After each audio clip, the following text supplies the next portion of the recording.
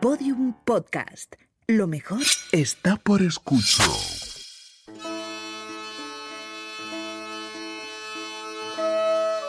En las huertas de mi padre, herido me le he hallado. Cosíle las sus heridas con aguja del bordado y atáselas bien atadas con tocar de mi tocado. 3 años lo tuve muerto, en mi cámara encerrado. Cada vez que le iba a ver, parecía vivo y sano. Lavaba su blanco rostro con rosas y vino blanco. Le mudaba la camisa todos los viernes del año. Van días y vienen días. La carne se iba dañando. Un día, por mi desgracia, se le descoyuntó un brazo. ¿A quién contaré mi mal? ¿A quién iré yo a contarlo? Si se lo digo a mi madre, es mujer y lo dirá. Si se lo digo a mi padre, luego me manda matar. Si un tío que tengo monje me lo quisiera enterrar, se lo diré a mi tío, que sabe de bien y mal. Tío mío, un favor vengo a buscar. Tengo mis amores muertos. Si me los quiere enterrar, yo te los enterraré. Tus ojos no han de llorar.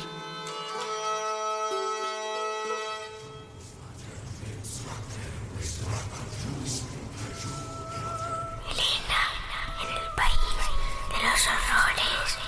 Con Elena Merino en Podium Podcast.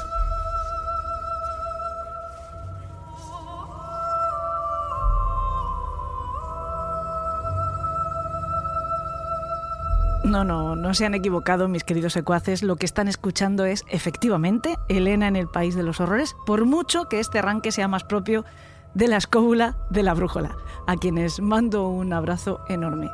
Sean todos muy bienvenidos. Lo que les acabo de leer, con muchísima menos gracia de la que le imprimiría Maese Cuesta, es una de las muchas versiones del romance titulado La enamorada de un muerto o La guardadora de un muerto, cuyo origen se pierde más allá del siglo XV y se atribuye a los sefardíes. Como les digo, tiene muchísimas versiones por toda la península ibérica y más allá de ese territorio también hay poemas parecidos en otros países europeos. A veces aparece formando parte de otros romances como El Conde Niño o Gerineldo. Voy a compartirles algo. Me han oído muchas veces decir que yo tengo un espíritu, un alma gótica, y la verdad es que no me extraña porque, además de los relatos originales de Hans Christian Andersen, que eran mis favoritos y que son de terror más que infantiles, entre mis cuentos de niña estaba, por ejemplo, el último romance que les he mencionado, Gerineldo, que me cantaba mi madre porque a ella se lo había cantado su abuela. Y hombre, una ya es veterana, pero desde luego no una momia del medievo, ¿eh? Lo que pasa es que estos romances de tradición oral han continuado vivos hasta casi nuestros días. Y a mí eso me parece maravilloso. Pero vamos a lo que vamos. ¿Por qué he empezado yo hoy El País de los Horrores por el final? Porque todo esto que les estoy contando, este romance, parece que encaja mucho mejor con el Club de los Marineros Muertos que en el resto del programa. Pues porque el caso que conocerán dentro de unos momentos podría asomarse como una versión más de la misma leyenda que se cuenta en este romance. Y sin embargo, parece ser que el caso ocurrió de verdad, con todo el loquísimo conjunto de hechos delirantes, alucinantes y difíciles de creer que conforman la historia completa. Antes solo quiero llamar su atención sobre algo que nos cuenta el etnógrafo Ion Talos en un artículo que publicó en la revista Folklore de la Fundación Joaquín Díaz a partir de su estudio sobre La enamorada del muerto, es decir, sobre el romance con el que ha abierto el programa. Él nos señala lo que tienen en común la mayoría de sus versiones.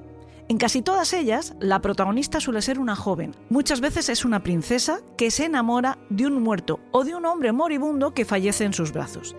Ella conserva y ama su cadáver en su alcoba, normalmente por 7 años. Aunque en la versión que yo les he leído sean solo 3, la mayoría de veces son 7 años. Este dato cobrará su singularidad en algún momento del caso de hoy. Lo lava con esencia de plantas y con vino para retrasar la descomposición y sobre todo para camuflar el olor. Le muda la ropa en las fiestas de guardar, pero es imposible evitar el deterioro del cuerpo y un día se le desprende un brazo.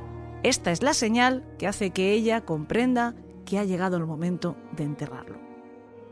Pues estas mismas claves, con algunas modificaciones que casi parecen una adaptación del guión, se dan en el caso del que les voy a hablar hoy. Solo que no se trata, como saben, de ficción, sino de pura realidad. Pero los hechos son tan inverosímiles que les aseguro que me he esforzado buscando desmentir esta historia, buscando el artículo, buscando el documento que me demostrase que se trata únicamente de una leyenda urbana. Pero no lo he encontrado. Así que lo doy por veraz, por más que algunos pasajes, sobre todo los de la biografía temprana de su protagonista, sí sean, con toda seguridad, creaciones fantásticas de él mismo, pero iremos señalándolas. De hecho, esos primeros pasajes de la historia de Carl Tanzler, así es como se llama nuestro protagonista, que él mismo nos desvela en su autobiografía, más bien parecen las aventuras del barón Munchausen, siguiendo o empezando con ese aspecto ficcional que impregna todo el caso. Él nació en Dresde, en Alemania, el 8 de febrero de 1877.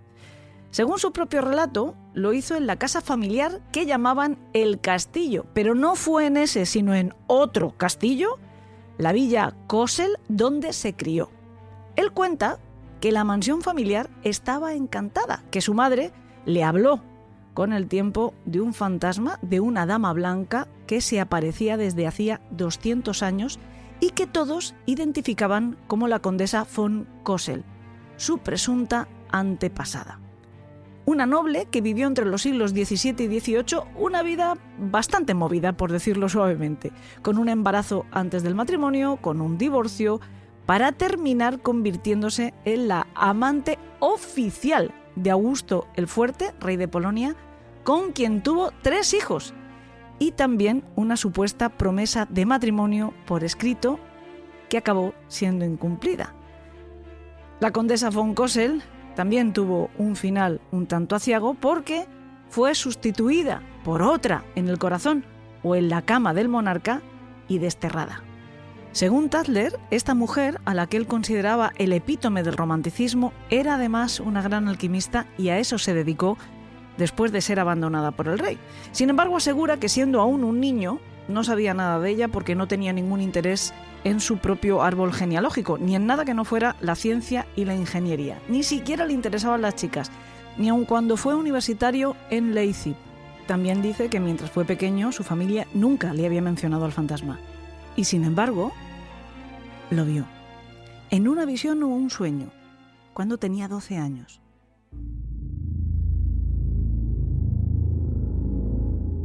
Luego, años más tarde, cuando, según él, estaba cursando estudios en medicina y vivía prácticamente recluido como un genio loco en un laboratorio que se había montado en una de las habitaciones del castillo, padeció un par de noches seguidas fenómenos de los que saben de estas cosas señalarían como poltergeist.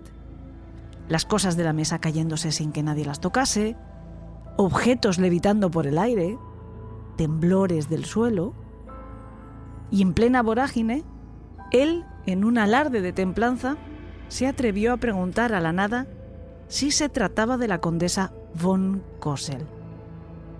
Y como toda respuesta solo ganaron mayor virulencia esos envites. Tanto que Carl se atrevió a regañar al aire y pedirle que si quería comunicarse con él, fuera más sutil y cuidadoso. Siempre con puro interés científico para tratar de averiguar qué estaba ocurriendo, invitó a su casa a los grandes expertos paranormales más conocidos de su época. Karl Duprel, Solner, Kiesenwetter, entre otros. Sin embargo, mientras ellos estuvieron allí, no hubo ninguna manifestación extraordinaria. Pero al tercer día, a eso de las 2 de la mañana, se despertó de golpe para encontrar a la misma figura que había visto con 12 años flotando ante él, y no iba sola. Otra forma estaba detrás, como tratando de ocultarse. La primera le habló y lo primero que hizo fue disculparse por el despliegue de poder del día anterior, pero se justificó diciéndole que llevaba un tiempo tratando de llamar su atención y que él no levantaba nunca la vista del microscopio o de los libros, que siempre estaba sumergido en sus experimentos y se había visto obligada a usar la violencia. Después le dijo que quería presentarle a la mujer que había elegido para ser su novia, a la que encontraría en carne y hueso en algún momento del futuro. Entonces, la fantasma número 1 se hizo a un lado para revelar de su modestia y su timidez a la criatura más hermosa que jamás había contemplado ni contemplaría jamás. La muchacha espectral vestía una especie de mortaja con velo que se abrió para mostrar un rostro de indescriptible belleza enmarcado por una larga y negra cabellera. La joven le sonrió, pero inmediatamente después ambas figuras se desvanecieron. Después de aquello, Tanzler aún quiso con mayor ahínco encontrar una explicación racional a lo que había vivido y comenzó a estudiar metafísica. Más o menos una década antes del estallido de la Primera Guerra Mundial, Tanzler se embarca literalmente en una nueva aventura y comienza a viajar hacia el oriente. Recala en primer lugar en Génova. Visitó el cementerio y allí tuvo otra clase de encuentro preternatural. En una de las tumbas había una escultura de mármol que era de la misma mujer que le había presentado su antepasada fantasmal. Sobre la lápida de esta tumba ponía un nombre, Elena, y que había muerto a la edad de 22 años. Se lamentó entonces nuestro protagonista preguntándose por qué Dios le mostraba a su amor como un espíritu etéreo o como una mujer de piedra. ¿Por qué no se la mostraba de una vez de carne y hueso? Y entonces de repente las dos fueron una y un espíritu etéreo se desprendió de la estatua de mármol y caminó hacia él.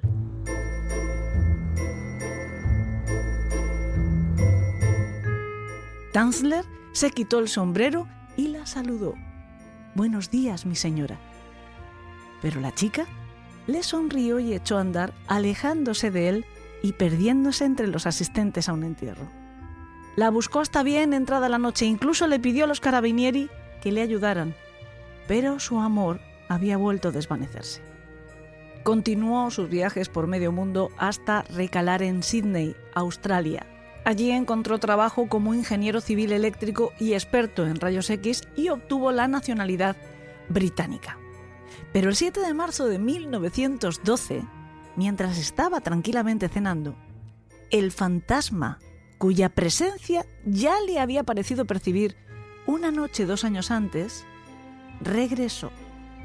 Otra vez, una mujer tapada con un velo negro que permitía, sin embargo, ver su larga melena oscura y unos ojos negros mirándole fijamente, desde el umbral de la puerta, le extendía los brazos como pidiéndole que la tomara entre los suyos. Y así lo hizo, hasta que ella otra vez se evaporó. Sin embargo, volvió a formarse y se quedó como si fuera una devota esposa durante toda una larga semana. Digo lo de devota esposa porque es como él lo describe en su autobiografía. Habla de que durante 7 días el espíritu le esperó en su casa hasta que volvía del trabajo y le recibía con una sonrisa radiante. No hablaba, pero parecía entender todo lo que él decía en el idioma que lo hiciese. Precisamente por su silencio, la mujer espectral no pudo decirle su nombre, así que él decidió llamarla Ayesa. Pero al 7º día ya no estaba. Él percibió su marcha mientras regresaba a casa. Su partida lo sumió en tal depresión y lo debilitó de tal modo que acabó en el hospital 4 días después y permaneció ingresado por los siguientes 3 meses, inconsciente la mayoría del tiempo, combatiendo un ataque combinado de fiebres tifoideas y malaria. Cuando se recuperó, pudo leer las cartas que había ido recibiendo durante su convalecencia. En una de ellas, le informaban que su padre había entrado en coma el mismo día y a la misma hora que Ayesa se había plantado en su puerta y que había fallecido el mismo día y a la misma hora que ella se había desvanecido de nuevo.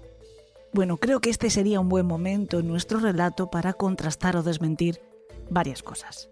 Más que nada para que no se nos vaya acumulando la faena. Bueno, desmentir varias cosas es gentil por mi parte. Hasta aquí hay que desmentir prácticamente todas, menos la fecha de nacimiento y porque no tenemos cómo comprobarla. La parte de sus visiones y sus apariciones creo que no necesitan demasiada explicación para que todos entendamos que son pura fantasía, que ni el propio Tanzler se las creía. Sí puntualizaremos que los parapsicólogos que dijo haber invitado a investigar en la mansión después de las manifestaciones poltergeist estaban todos muertos cuando Tanzler dice que le ocurrieron. Así que, a no ser que le asesoraran sobre fantasmas desde el propio más allá, parece que también se lo habría inventado. Y en cuanto a lo del castillo, pues es verdaderamente improbable. Casi todos los que han rastreado de verdad el pasado de este tipo están de acuerdo en que era de origen humilde. Luego, de sangre noble, de título nobiliario, nada de nada. Por más que él se hiciera llamar, desde hacía cierto tiempo, Conde von Cosel, como su supuesta antepasada, la fantasma que le presentó a su amor. Y tampoco fue a la universidad, ni de Leipzig, ni de ninguna otra parte. Ni estudió medicina, ni filosofía, ni matemáticas, ni física o química, ninguno de los títulos que presumía tener. También es bastante improbable que tuviera un laboratorio o que hubiera construido por sí mismo un par de globos aerostáticos, como también decía haber hecho en su juventud, ni es muy factible que arreglara él solo un torpedero arrumbrado en el puerto para convertirlo en un barco explorador, como también decía haber hecho al instalarse en Sídney, ni otras varias historias paralelas que yo he dejado correr, pero que él sí incluye en su autobiografía. A partir de aquí, la cosa parece ser más fiable, aunque siga sonando a novela fantástica, pero porque tenemos otros relatos de otros autores con los que poder ir contrastando ciertas informaciones. En 1914, tras el estallido de la Primera Guerra Mundial, Tanzler es retenido y recluido en un campo de internamiento por ser alemán de origen y por una cuestión que él no menciona en su relato, y es que sirvió en el ejército de su país en la división de submarinos, por lo tanto, fue considerado un enemigo potencial de la Entente. En este campo coincidió, entre otros, con varios monjes budistas de los que se hizo amigo. Entre ellos estaba el venerable Ñanatikola Mahathera, el que es considerado el primer occidental ordenado como bhikkhu, también alemán de origen, nacido como Anton Walter Florus Goetz. Tanzler, junto con este monje y otro, también de origen alemán, nacido como Ludwig Sturl, pero rebautizado en su nueva fe como Bapo, planearon fugarse y para ello construyeron en secreto un gran bote a vela hecha con las túnicas amarillas de los monjes. El conde von Cosel, como lo conocían allí, Tanzler para nosotros, compiló además una gran cantidad de comida en lata, como chocolate, pan seco y leche. Fabricaron también una especie de tobogán gigante, como los que se usan para evacuar a personas en las plantas altas de un edificio durante un incendio, con el fin de superar el alto muro de la prisión. Algunos oficiales navales alemanes que estaban confinados allí también se vieron involucrados por Cosel en el plan, que consistía en que, una vez el grupo hubiera logrado superar el muro, los militares fuguistas tomarían al asalto algún velero atracado en la bahía para llevarles a todos a América. Finalmente no tuvieron que llevarlo a cabo porque acabó la guerra y todos fueron deportados a Europa y Tanzler regresó a Alemania. Todo esto se extrae de la biografía de Ñanatiloka Mahathera, porque Tanzler solo cuenta en su biografía que fabricó un gran órgano de tubos con los detritos que traía a la costa del mar y que viajó con él, una vez que fueron todos liberados, de vuelta a casa.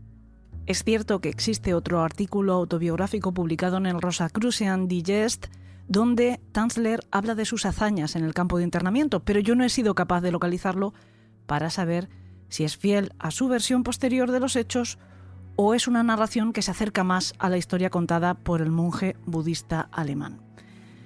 Otra cosa que no menciona Tanzler es a su esposa Doris, ni a ninguna de sus dos hijas que tuvo con ella, a Yesa, sí, le puso el mismo nombre con el que él había bautizado a su amor fantasmal, y Clarista, conocida en los Estados Unidos como Cristal. Dicho de otro modo, el romántico Karl Tanzler no esperó a reunirse con su adorada mujer etérea, por más que fuera una promesa de su tita muerta, la condesa von Kassel, sino que a su regreso a Alemania se conformó con Doris Schaffer, que entonces tenía 30 años, con la que se casó el 20 de noviembre de 1919. Estuvo trabajando un tiempo como ayudante médico, pese a no tener ninguna clase de titulación, ayudando a los cirujanos a reconstruir los rostros de los soldados heridos durante la Gran Guerra. Supongo que esta experiencia le valdría mucho años después. Pero en 1922 emigró a los Estados Unidos solo, dejando en Alemania a su mujer embarazada de su segunda hija y a la primera. Llegó hasta Zephyrhills Hills, cerca de Tampa, donde ya vivía su hermana mayor, casada con un norteamericano. 4 años más tarde se le unió su familia, pero él volvió a abandonarlas para trasladarse solo a Cayo Hueso. Allí encontró trabajo en el Hospital de la Marina, primero como asistente, pero fue ascendiendo con habilidad hasta ser nombrado técnico de rayos X y patólogo, por más que no tuviera ninguna clase de formación para ello. El 22 de abril de 1930 llegó hasta el hospital una paciente para hacerse unas pruebas diagnósticas que requerían un análisis de sangre y unas placas de tórax. Y así llegó el amor de carne y hueso a la vida de Carl Tanzler. La joven en cuestión, que tenía 19 años, era una bella mujer de larga melena oscura, como sus ojos, que él inmediatamente reconoció como la prometida por su supuesta antepasada fantasmal 40 años antes. No solo la reconoció en la figura, sino también en el nombre. La chica se llamaba Elena, el mismo nombre que había leído en la lápida del cementerio de Génova. Elena Milagro de Hoyos. Era la segunda de 3 hermanas, hija de un matrimonio de inmigrantes cubanos muy humildes. El padre trabajaba en una fábrica de puros. Elena ya estaba casada con un tal Luis Mesa, conocido por todos como Macho. Pero bueno, para Tanzler esto no suponía ningún impedimento. Tan fácil se había deshecho él de su propia familia, tan fácil consideraba que Elena podía librarse de su matrimonio. Unos meses antes ella había sufrido un aborto espontáneo. A partir de entonces, su salud se había ido deteriorando hasta encontrarse en el punto en el que estaban ahora. Desgraciadamente, la radiografía trajo un resultado fatal. En realidad, padecía tuberculosis. Tampoco esto asustó a Tanzler, que decidió hacerse cargo de su tratamiento sin costo, con el firme convencimiento de poder curarla. Y así se lo prometió a la familia de Elena, que en un primer momento pues aceptaron toda la ayuda entusiasta del alemán. De hecho, en un principio se fue a vivir allí con ellos para ocuparse muy directamente de los males que aquejaban a su amada.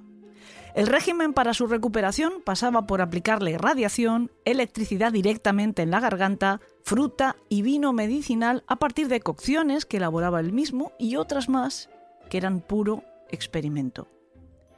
El excéntrico pseudocientífico había comprado un avión en estado ruinoso que decía estar reconstruyendo, entre otras cosas, para que les llevara a él y a Elena, en cuanto ella estuviera recuperada, hasta una isla del Pacífico que decía haber descubierto en sus supuestos viajes como explorador.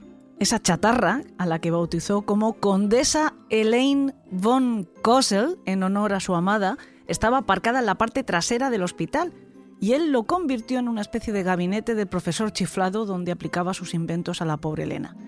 Después de que su madre le dijera que en su casa no iba a meter ninguno de esos aparatos que parecían extraídos del tebeo y que la mujer temía que acabaran incendiándole la casa. Tanzler además agasajaba a la joven enferma con muchos regalos bonitos, sedas, joyas, un aparato de radio, una cama nueva, y le propuso varias veces matrimonio, avance que fue todas las veces rechazado por ella con distintas razones.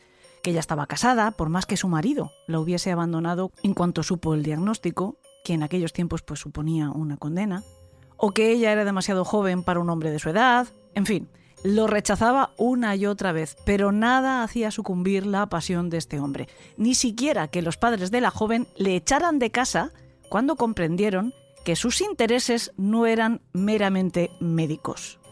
El conde postizo iba a verla cada día y mientras tanto le escribía tórridas cartas de amor. Entre otras cosas le contaba que estaba recogiendo un ajuar de bodas para ella.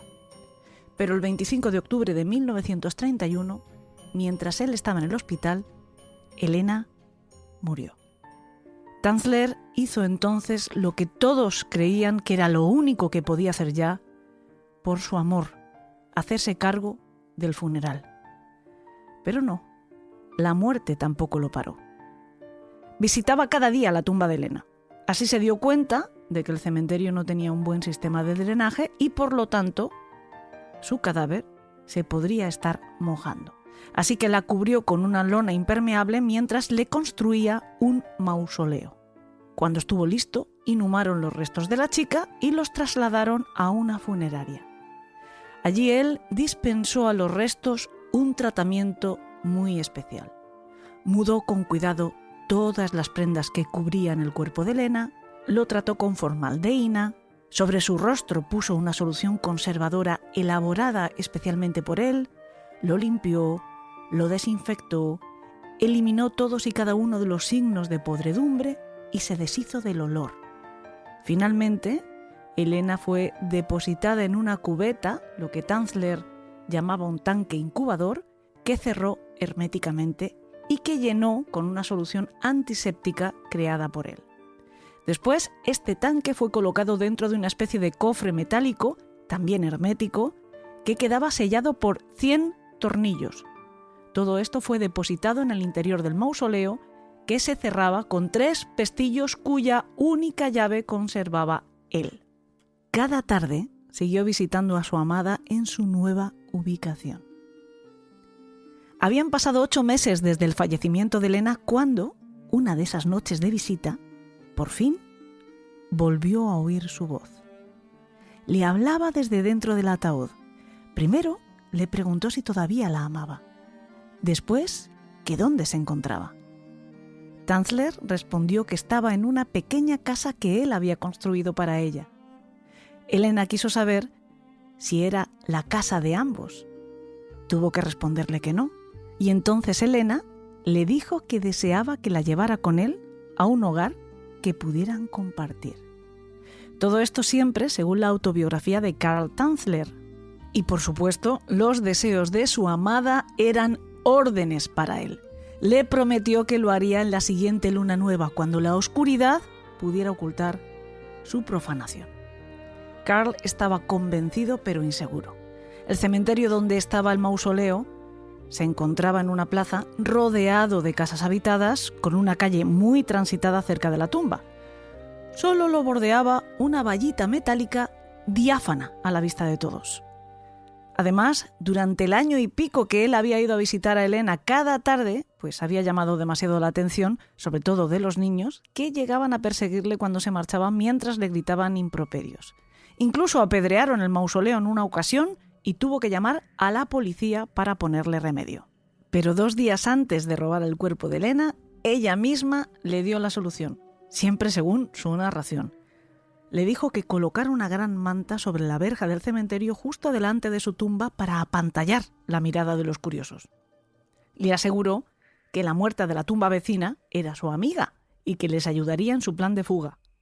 Su voz siguió guiándole para indicarle la ruta que debía recorrer para salir de allí sin ser visto y le llevó hasta detenerle frente a una casa cercana deshabitada con una gran ventana por la que cabía el ataúd.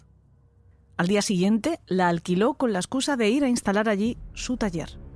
En el escaparate de una juguetería encontró el medio de transporte ideal para Elena, un carrito de juguete, pero lo bastante fuerte para aguantar el peso del tanque incubador con el cadáver en su interior. Y con todo preparado, al día siguiente ejecutó su plan con éxito. Mientras escapaba del cementerio con su botín, dice que todas las almas que lo habitaban estaban fuera de las tumbas como invitados a una boda.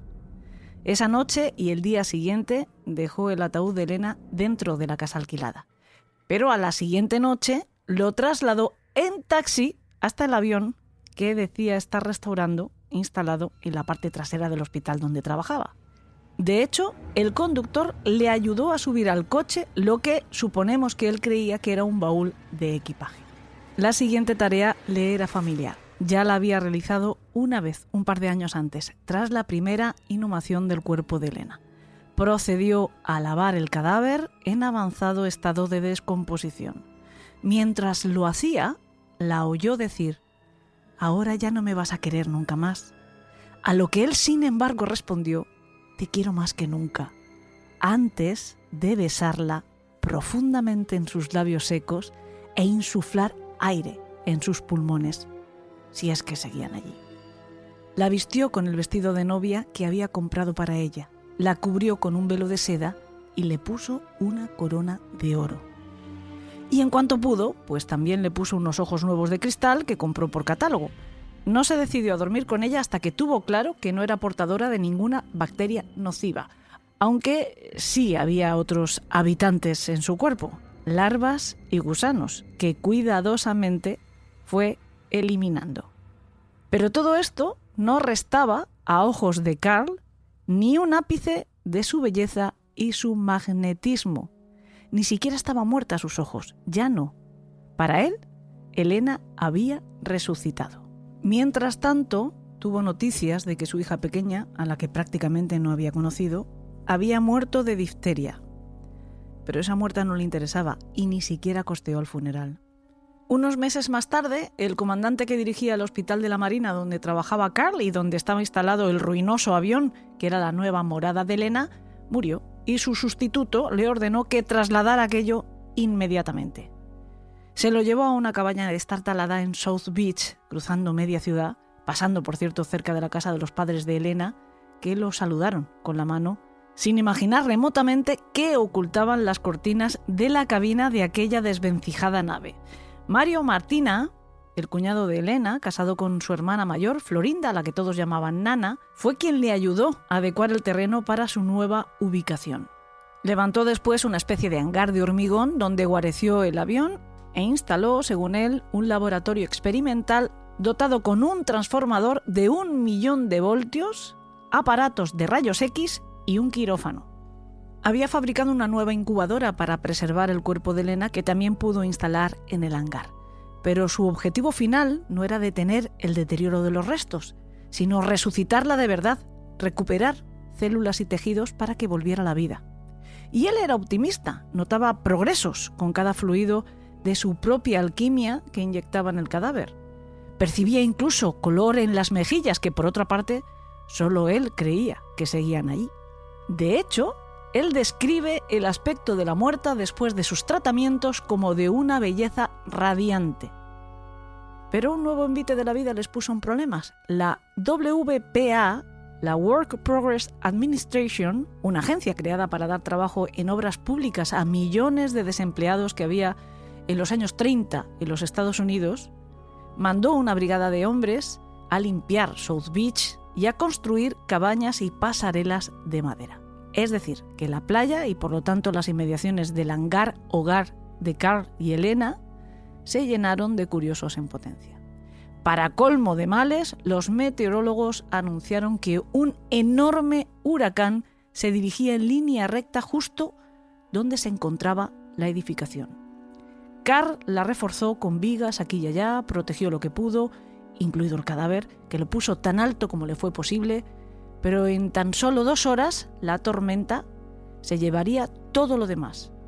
Fue tan terrible que Carl estaba convencido de que iba a morir. Se abrazó al ataúd de Elena y le dijo que aquel huracán podía ser su liberación, podría llevarle a reunirse con ella en la otra vida. Después se sentó en el órgano y comenzó a tocar una pieza de Parsifal, de Wagner, pero ni eso podía escuchar por encima del terrible estruendo de la tormenta.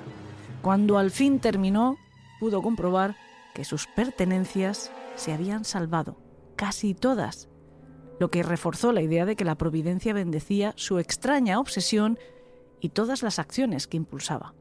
Al día siguiente, sin embargo, pues tuvo noticias de la verdadera potencia destructora de la naturaleza desatada. Aquel huracán se había llevado por delante casas, autopistas y vías del tren, y más de 400 vidas. A la tormenta a la que no iba a poder sobrevivir su idílica situación es al gobierno, que hizo lo imposible por desalojarlo de allí, hasta dinamitar sus paredes. Y entonces sí, claro, tuvo que mudarse, con Elena, la incubadora, el ataúd y hasta 20 camiones repletos de cosas, hasta un nuevo edificio en la calle Flagler en mayo de 1936. Y allí pues continuó sus tratamientos hasta que en julio tuvo la convicción de haber logrado su objetivo. Observó, en pleno uso de sus facultades, tal y como él afirma, cómo los ojos de la muerta, 5 años después de ser enterrada, se abrían y ella hablaba, pero no telepáticamente como hasta entonces, sino moviendo sus labios y su rehidratada laringe, hasta el punto que Tanzler se planteó dar una rueda de prensa para comunicar no un milagro, sino lo que la ciencia, su ciencia, había logrado. Pero fue solo un instante.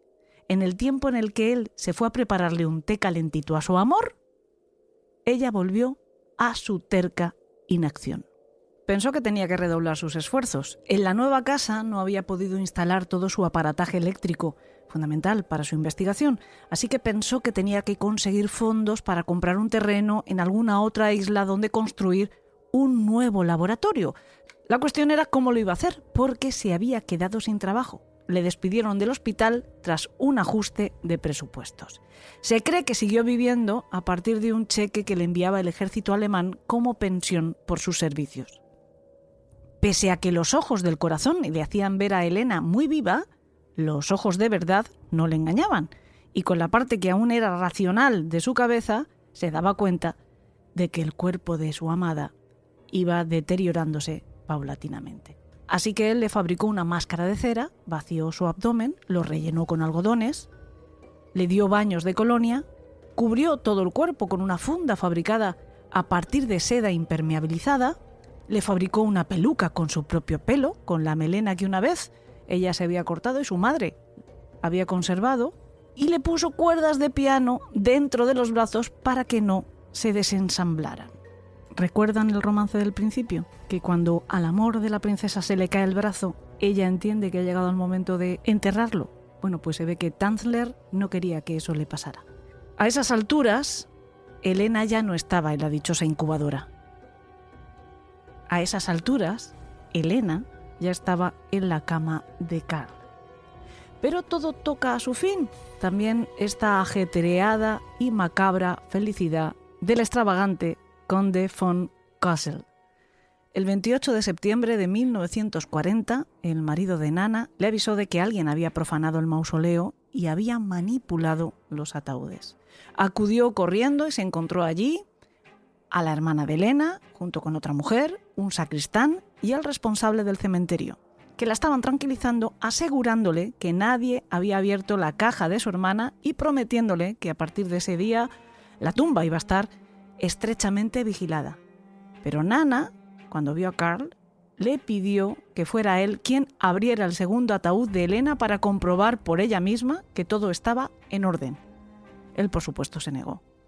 Pero un mes más tarde volvieron a buscarle porque Nana exigía ver el cuerpo de su hermana y advertía que si Karl no accedía por las buenas, lo haría por orden judicial.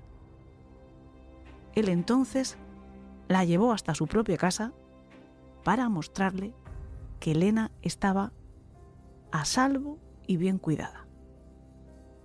La reacción de la hermana al verla se la pueden imaginar todos ustedes. Quedó en absoluto shock, incapaz de creer lo que estaba mirando en un primer momento, y solo aceptándolo cuando su propio marido le aseguró que no había duda que aquella especie de momia o de muñeca de cera era Elena. Solo pudo preguntarle a Karl cuánto tiempo hacía desde que había robado el cuerpo. La respuesta fue 7 años. De nuevo quiero recordarles el romance con el que abríamos el programa. Ese fue el periodo, más de un lustro, en el que Karl Tanzler, o el conde von Cosel, convivió con un cadáver. El 5 de octubre, una comitiva compuesta por varios coches de policía y otro fúnebre aparcaron en la puerta de su casa. De ellos bajaron, además de los empleados de la funeraria, 2 agentes y un juez de paz. Entraron en la casa y le preguntaron si era cierto que había guardado una muerta robada durante esos 7 años. Respondió que sí, que era su novia Elena Hoyos. Y después de comprobar que efectivamente tenía allí el cuerpo, él fue arrestado y ella introducida en el coche fúnebre. Su historia inmediatamente se hizo muy conocida por los periódicos. que lo convirtieron en una especie de héroe romántico. Mientras estuvo en preventiva, decenas de personas acudían a verle y a llevarle comida. De hecho, una mañana acudió tal cantidad de chicas jóvenes, todas trabajadoras de la fábrica de tabaco de Tampa, que tuvo que atenderlas en el patio de la prisión. Incluso un afamado abogado, un tal Harris, se ofreció a representarle pro bono.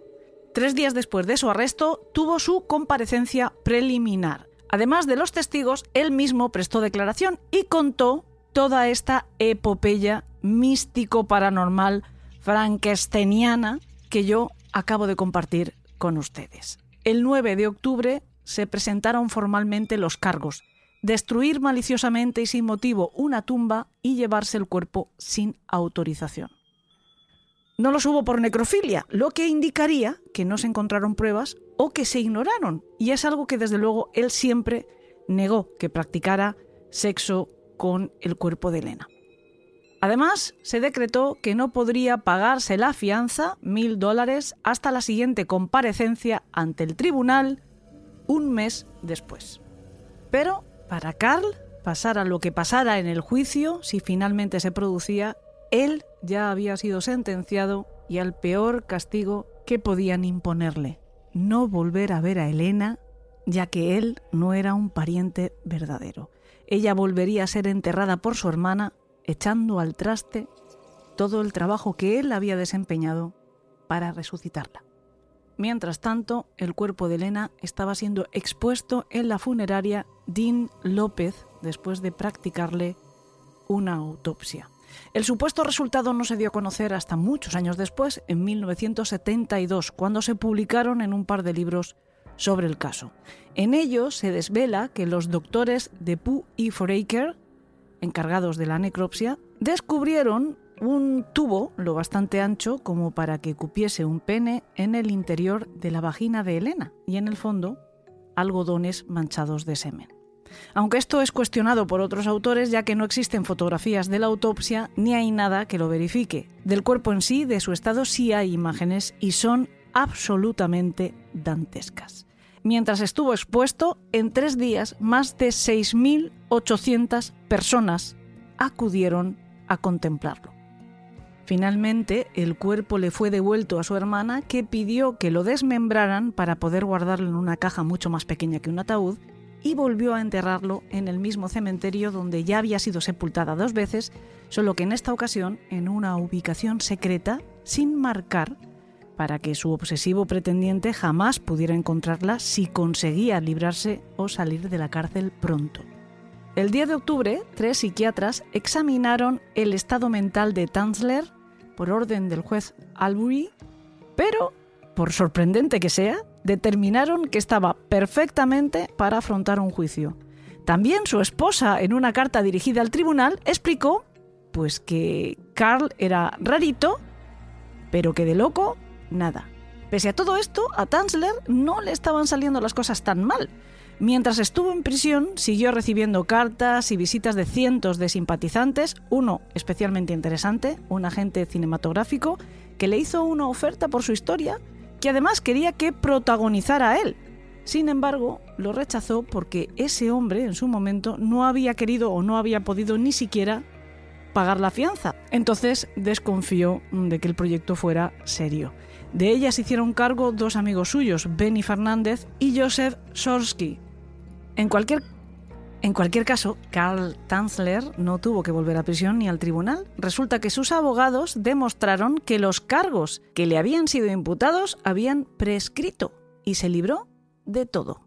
Regresó como un hombre libre a su casa en la avenida Flagler, donde comenzó a recibir la visita de miles de personas. Él fabricó una esfinge de Elena a partir de su máscara mortuoria y hacía tours mostrándola. También su laboratorio, la famosa incubadora, todo por 10 céntimos. 4 años más tarde, se mudó a Pasco, cerca de Zephyr's Hills, donde vivía su hermana, su esposa y su hija mayor. Fue sorprendentemente Doris, la esposa, quien le ayudó a mantenerse en sus últimos años. Eso y trabajar reparando órganos de iglesia y otras chapuzas. Se llevó con él, por cierto, su propio órgano, la muñeca representación de Elena y el Condesa Elaine von Kossel, su avión, remolcado, claro, porque volar no voló nunca. Allí escribió la autobiografía que les he estado citando, que tituló El secreto de la tumba de Helena y que fue publicado en el pulp Fantastic Adventures en 1947.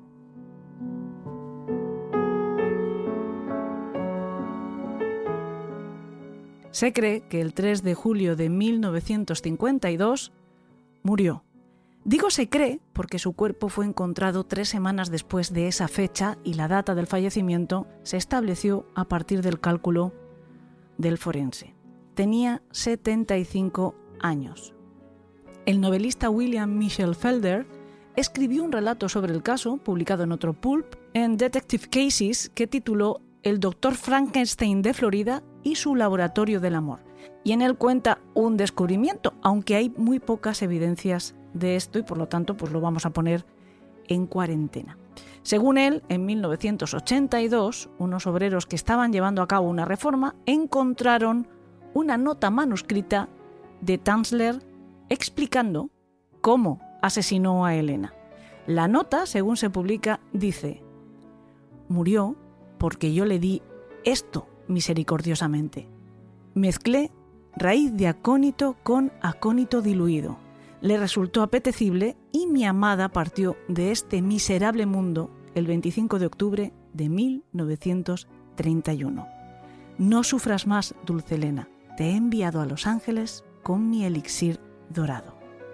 Bueno, esta Helena, la que les habla, todavía tardará un poquito en irse por hoy, pero antes quiero presentarles a unos amigos.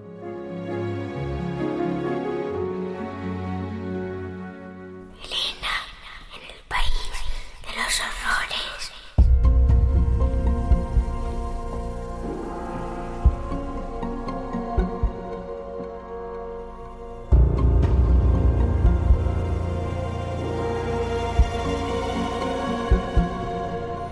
Pues, como les acabo de decir a todos mis secuaces, es el momento de presentarles una actividad fabulosa. Yo creo que una de las mejores actividades que se hacen para difundir todo lo que tiene que ver con tanto el estudio de la criminología y la criminalística del ámbito real, para todos los públicos además, como de ficción. De hecho, yo creo que es así un poco como nace este encuentro, jornada, festival, no sé exactamente cómo llamarlo, que se llama Caja Negra. Y tenemos el placer de estar junto a su CEO, que es Antonio Cela, y a una vieja amiga de este programa, que es Paz Velasco, que es la comisaria de este festival. No sé si es correcto llamarlo festival. Hola, ¿qué tal estáis?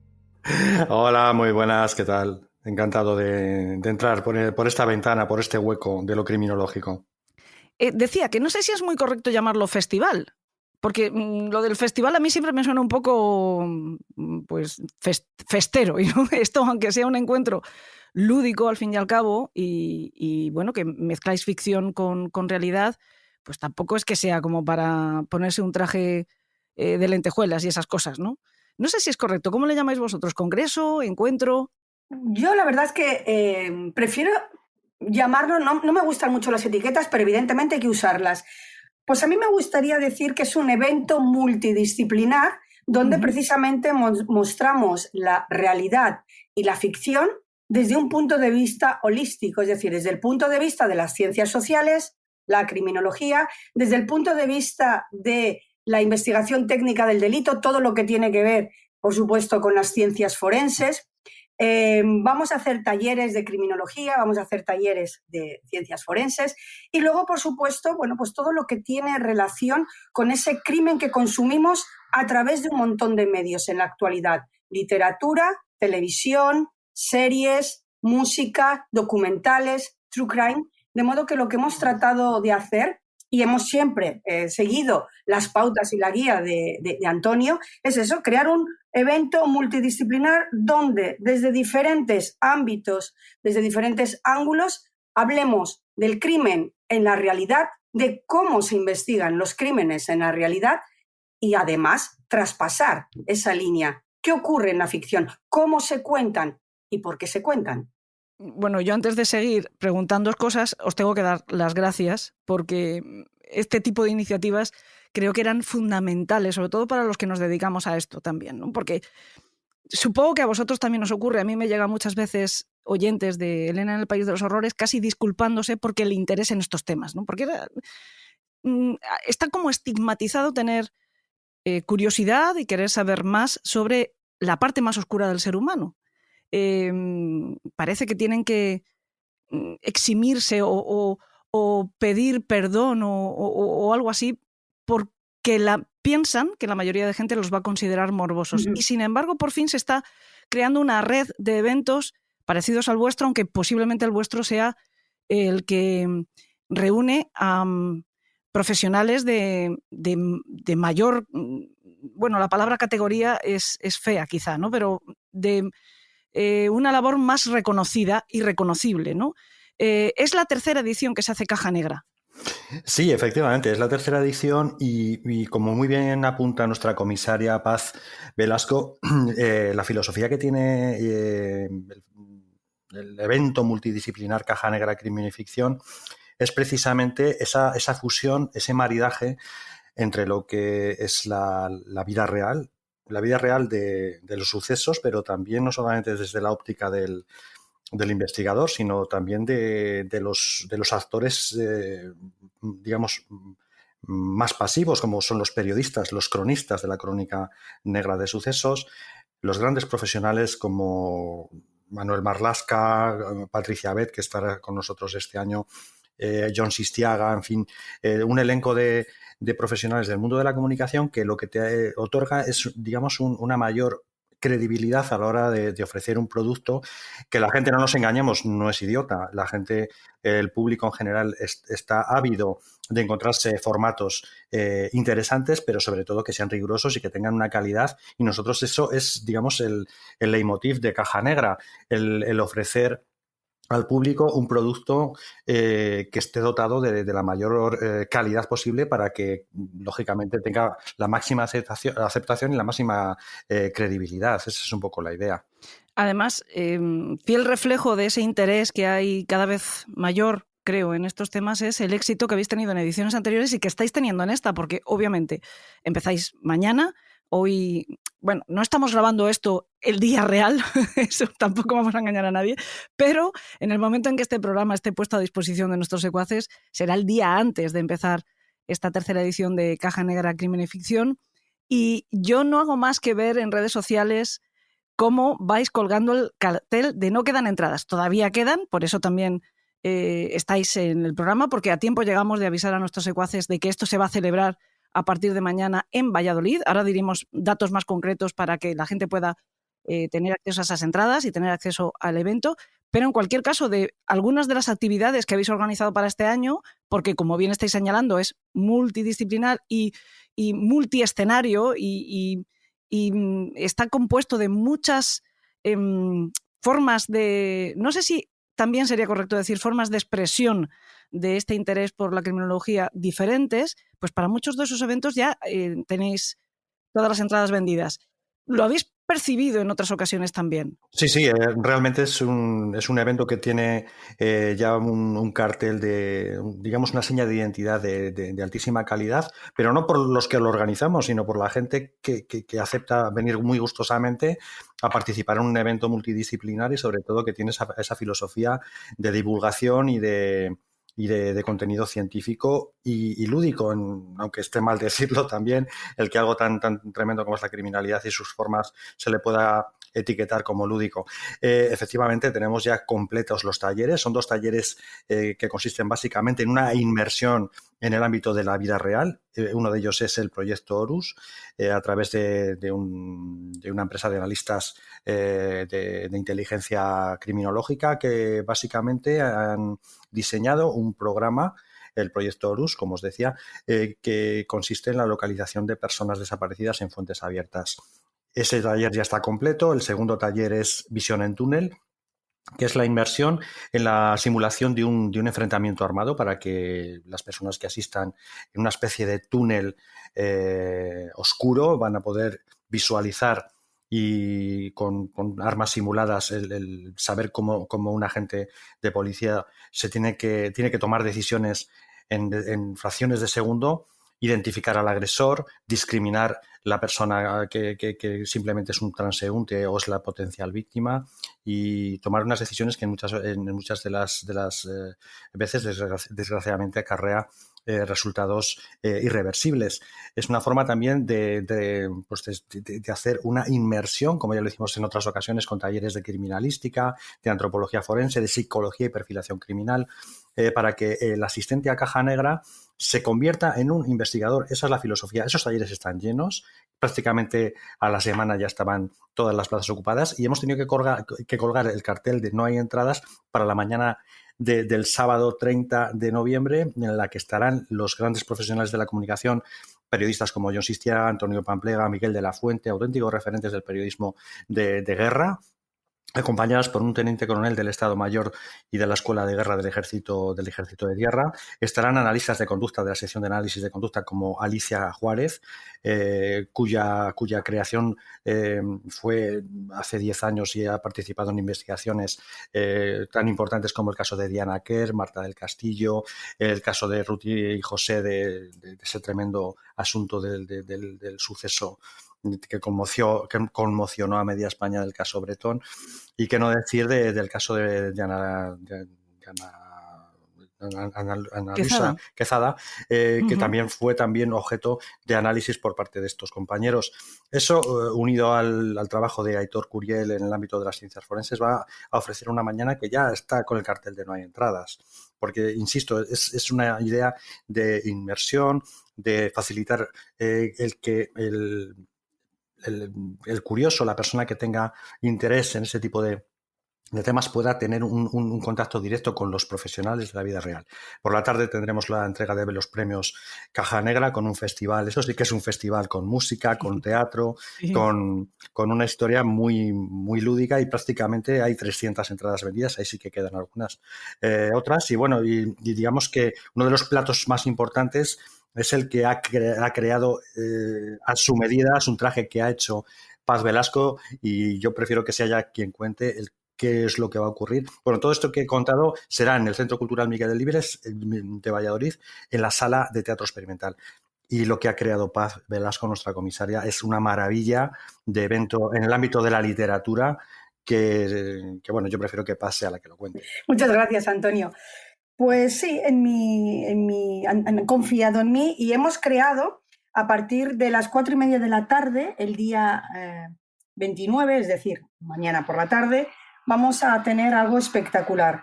Hemos titulado al evento La autopsia literaria. Ahora que está tan de moda la palabra autopsia psicológica, autopsia informática, autopsia médico-forense, pues ¿por qué no hacer una autopsia con grandes de la literatura acerca de sus obras y de sus personajes?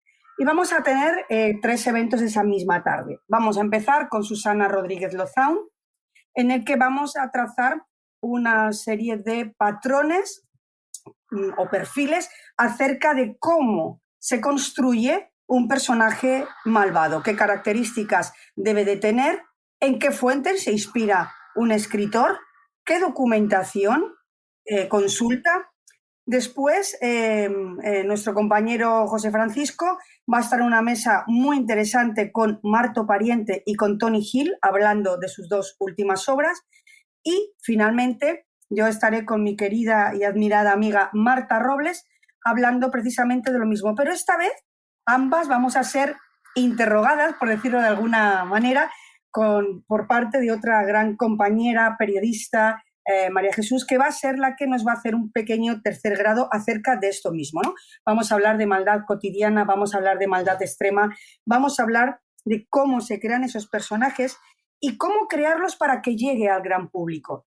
¿Y cómo vamos a terminar el maravilloso viernes 29? Pues vamos a entregar un premio a un gran actor, al que considero también mi amigo, que él es imposible que asista a la gala del sábado, con lo cual el viernes 29 a partir de las 8:30 de la tarde se entregará el premio al mejor actor de cine y televisión a nuestro querido Jovic Keuchkerian. Qué maravilla, de verdad, qué eventazo habéis organizado. Es espectacular. Este año he visto también que en esa programación que nos ha estado comentando Antonio, habéis prestado especial atención al reporterismo de guerra. No es la primera vez. El año pasado, por ejemplo, le disteis uno de los premios a Almudena Ariza. Me gusta también particularmente que no dejéis fuera ese género, no sé si llamarlo género o especialidad del periodismo, que a veces se aparta también de la crónica negra. Cuando ¿qué hay, no sé, más negro que la propia guerra? Es muy, muy interesante esta visión que vais a aportar, ¿no? Sí, efectivamente, es que nos parece fundamental visibilizar el papel del reportero de guerra como notario, como testigo cualificado de actos atroces, de actos de guerra, de actos de crímenes de lesa humanidad, y muchas veces esa presencia de los periodistas, como el caso de Almudena Ariza, Miguel de la Fuente, Jon Sistiaga, en su día Arturo Pérez Reverte, pues ha servido para condenar a auténticos genocidas y permiten resaltar el que en las guerras, aunque nada es justificable en una guerra, la guerra en sí misma es contra natura, sí. pero es perversa exactamente, pero hay unas reglas, ahí está la Convención de Ginebra que establece cuáles son las normas infranqueables de que los contendientes deben asumir en todo momento. Yo soy profesor de la asignatura Criminalidad en el siglo XXI y me ha parecido interesante incluir como un capítulo específico el concepto de criminalidad como consecuencia de los conflictos armados, dentro de los conflictos armados y tras los conflictos armados. Es algo súper interesante y creo que las personas, junto con los que están, con los actores, los activos que están en el patio de operaciones, como nuestras Fuerzas Armadas, son sin duda ninguna los periodistas de guerra, los reporteros de guerra, los que tienen esa autoridad material y moral para poder relatarlo. Y además que está tan imbricado el crimen con el conflicto que ni siquiera en escenarios de guerra no nos son necesarios para observarlo, ¿no? Desgraciadamente, ahora en España hemos tenido una catástrofe que es algo muy parecido a un conflicto y estamos viendo cómo inmediatamente han empezado a actuar las personas que tienen una tendencia, ¿no?, criminal, enseguida saqueos, etcétera. Es decir, que está siempre muy, muy imbricado. Y Paz sabe bien, que también lo ha estudiado, que hay incluso asesinos en serie que parece que florecen en momentos de conflicto. Entonces siempre está como muy relacionada ambas cosas y a mí me parece muy interesante. Por último, hablando de premios que habéis mencionado, esa gala que va a ser como una gran fiesta también de despedida, yo estoy muy contenta porque por segundo año consecutivo vais a premiar a una podcastera. El año pasado fue a mi compañero Francisco Pérez Caballero y este año es a Clara Tiscar. Ambos, indudablemente, súper reyes, súper jefes de esta especialidad de la true crime, que se llama ahora, a mí me gusta más llamarlo crónica negra, en este medio que ya no podemos decir que es nuevo, ya llevamos unos cuantos años existiendo, pero bueno, una nueva forma de comunicación casi, ¿no?, comparado con los medios convencionales. Que mi más sincera enhorabuena a vosotros por elegir a semejante campeona para premiarla y a Clara Tiscar por llevarse este galardón. Bueno, lo cierto es que al César lo que es del César. Ahora mismo, Antonio, estamos hablando con la pionera, aunque ella diga que le gusta llamarle Crónica Negra, de un podcast de True Crime. Elena en el País de los Horrores lleva 2 décadas en antena, lleva 2 décadas compartiendo criminalidad, buenas investigaciones. Incluso de esos podcasts han nacido libros, con lo cual sí que es verdad que es muy de agradecer que alguien que empezó y que eres la pionera tengas tan buenas palabras para nuevos compañeros. Muchísimas gracias, Elena.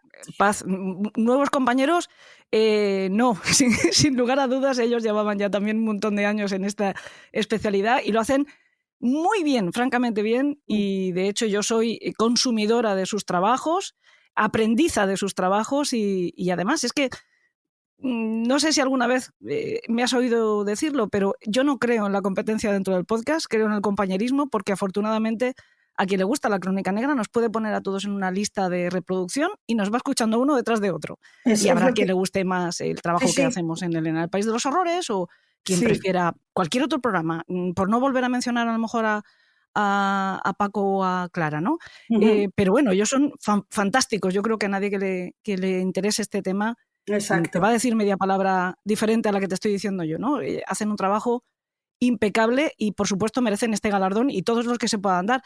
pero de verdad es que ser pionero, pues a mí me gusta presumir de ello. Yo me Es llamo a decir, veces la abuelita pod, pero no claro. tiene tanto mérito, es simplemente mantenerse aquí a puro tesón.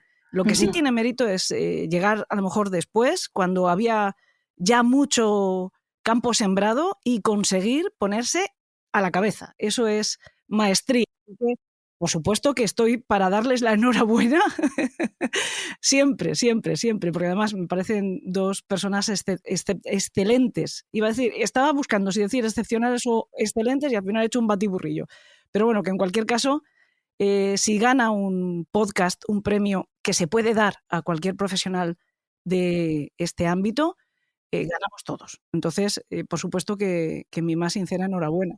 Gracias por tus palabras, Digo, Elena, a ellos y porque a sé que vosotros, son de por verdad. elegir este medio. Sí, gracias. En fin, Elena, yo simplemente quería subrayar lo que acabas de comentar, que no es algo que deba de pasar desapercibido, ni muchísimo menos, que es la calidad personal. Nosotros en Caja Negra y Paz, ¿verdad que está de acuerdo conmigo? No sé si es algo que bueno, como tenemos una especie de simbiosis cerebral, ella y yo, para prácticamente todo, consideramos que es imprescindible que en Caja Negra estén los mejores profesionales, las personas que tengan pues una, digamos, una etiqueta y un bagaje en sus respectivas especialidades muy importante y elevado en todos los sentidos, pero sobre todo que sean buena gente, que sean buenas personas, que sean gente con una calidad humana que sobresalga por encima de la calidad profesional. Y en ese sentido, podemos decir bien alto y claro que toda la gente que ha pasado y está pasando y pasará por Caja Negra está presidida un poco por ese concepto. Os voy a contar una anécdota así muy rápidamente. Hace año y medio tuvimos como primer premiado del capítulo de cine y televisión al grandísimo actor Javier Gutiérrez. Es de todos conocido su trabajo en La Isla Mínima, en fin, tantas y tantas películas memorables, y tener el placer de conocerle en persona y ver que ese personaje que llega a todo el mundo en la gran pantalla es infinitamente mejor como ser humano. Para nosotros es muchísimo más reconfortante y muchísimo más premio el poder compartir pues, espacios con personas como él. Y no sé, os podría hablar de Paco Echeverría, que es un antropólogo importantísimo y se ha venido en 2-3 ocasiones simplemente por el placer de estar con nosotros. Eso habla muy alto y claro de quién es la personalidad de cada uno de los invitados. No puedo estar más de acuerdo, porque tengo la sensación de que en un ámbito como este, hablando de crimen, etcétera, o las personas que se ponen delante de un micro o delante de un microscopio, me da igual, que se ponen a investigar esto, o son buenas personas, o son empáticas, o mal vamos. O tienen capacidad compasiva para entender al bueno y al malo, o mal vamos. Porque lo que no se puede es seguir con ese discurso ya tan antiguo del monstruo, del tal. No, yo creo que así no hay manera de abordar este tema para avanzar o para aprender, ¿no? y tratar de prevenirlo. En cualquier caso, yo tengo, de nuevo, ya sé que me repito, pero es que no me voy a cansar de daros las gracias por tanto bueno, tanto bueno, ¿no? Y Caja Negra lo es. Decirle a nuestros secuaces de qué manera pueden todavía adquirir entradas para participar en aquello donde queden huecos, porque además me alegro mucho de haber llegado tarde. Eso significa que la cosa va bien, pero bueno, todavía tendrán alguna posibilidad de disfrutar de alguna de las actividades. ¿Dónde tienen que acudir? Si me permitís a las dos, quiero resaltar uno de los eventos que todavía quedan entradas, y es el epílogo, es el broche de oro de esta edición de Caja Negra Crimen y Ficción, que es la participación de una diosa de la danza a nivel mundial, que es Lucía Lacarra. El domingo, día 1 de diciembre, a las 7 de la tarde, cae el telón de Caja Negra 3.0 con una figura importantísima del mundo de la danza. Ha sido la directora del ballet de Víctor Ullate durante muchísimos años, ha sido primera bailarina en el ballet de San Francisco, está en todos los teatros del mundo y aparece con una pieza que se titula In the Still of the Night, que básicamente narra la historia de la pérdida, de una muerte trágica, de una muerte violenta, y cómo revive y cómo evoca y cómo transita por el dolor el compañero de vida de esta persona, que es Matthew Golding, que es su compañero, su pareja de danza. Es una maravilla de obra. Hablaremos con Lucía Lacarra antes del espectáculo. Ella nos va a contar y nos va a mostrar en diversos clips de vídeo que ella tiene a lo largo de su carrera, en las diferentes formas de matar y de morir que ella ha representado en todos los escenarios del mundo. Y hemos recogido también los testimonios de personas de diferentes ámbitos de la cultura, de la música, del periodismo, de la literatura, de la danza, incluso del periodismo, cómo se afronta el fenómeno de la criminalidad, de la muerte, del duelo, de la pérdida, desde las diferentes formas de expresión artística. Creo que va a quedar un broche de oro ese día 1 de diciembre a las 7 de la tarde con Lucía Lacarra en el Centro Cultural Miguel Delibes. ¿Y cómo se pueden adquirir las entradas? Pues en la página del Miguel Delibes, del Centro Cultural Miguel Delibes de Valladolid, simplemente es entrar y reservarlas. Y ya está. Pues más fácil imposible. Avisados quedan nuestros secuaces. Si no, por favor, que estén pendientes de las cosas que van organizando en Caja Negra Crimen y Ficción, porque, bueno, pues vamos a poder disfrutarles, espero que muchísimos años. Espero que este evento se siga organizando año tras año, porque, insisto, que este tipo de iniciativas eran, por lo menos por mí, muy esperadas y para todos muy necesarias. Así que gracias de nuevo también por estar en Elena, en el País de los Horrores, a Paz Velasco. Ya la conocen todos, ella también tiene las llaves de este reino, o sea que puede entrar cuando quiera, y a partir de ahora, pues Antonio Cela, por favor, también tú tienes las llaves del País de los Horrores para que vuelvas tantas veces como te parezca oportuno, tengas cosas que contarnos, porque será pues muy instructivo para todos escucharte. Gracias a los dos. Muchísimas gracias, Elena, por esta oportunidad, por querer compartir una ilusión y un trabajo que nace de Antonio Cela. Antonio Cela es una persona que en vez de tener una cabeza tiene un disco duro que jamás descansa y nos ha ido arrastrando a todos, y yo le agradezco enormemente que me haya arrastrado, que me haya convencido y que quiera que forme parte de este evento del que formamos parte un gran equipo. O sea, Antonio y yo estamos hoy aquí, pero somos Virginia, somos José Francisco, somos Carlos, María Jesús, un montón de gente, Noemí. Vale, estamos representando nosotros, pero que sepas, Elena, que somos un equipazo, han trabajado muchísimo, y desde aquí y públicamente quiero dar las gracias a todo el equipo de Caja Negra por su confianza, por su ilusión y por hacer que Antonio cumpla su sueño. Gracias. Muchas gracias a los dos. Pues muchísimas gracias a los dos, no tengo nada más que decir, y a las órdenes de nuestra comisaria siempre. Gracias.